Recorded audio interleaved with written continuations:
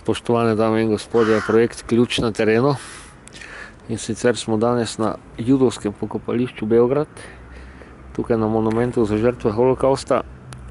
In želim povedati sledeče, ker se v sodobnem času nekako obnavljajo antisemitske težnje.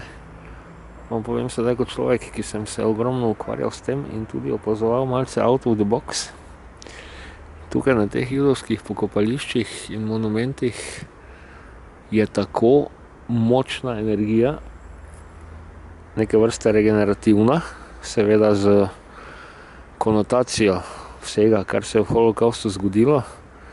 In vsem, ki se vam zdi to tako pavšalno preprosto, ja, Judje, Židje so krivi za vse, Hitler je imel prav, temu ni tako. To naj vam bo čim prej jasno. In to, da se je toliko Judov pobilo v drugi svetovni vojni, je temelj problematike današnjega sveta, zato ker so Judje motor kulture in tako je treba to zadevo dojeti.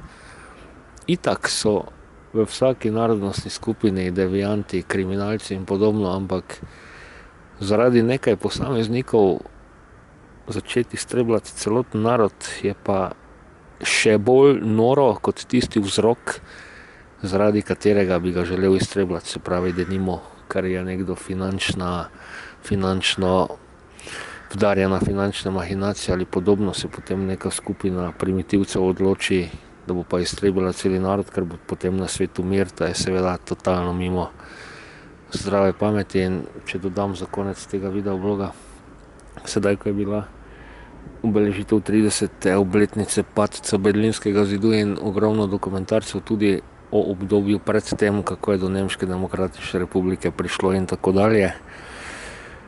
Tisti dan, tisti večer, ko je Hitler prevzel oblast, je en velik nemški modrec tistega časa, imena se ta trenutek tukaj ne spomnim, bom ga poiskal, dejal.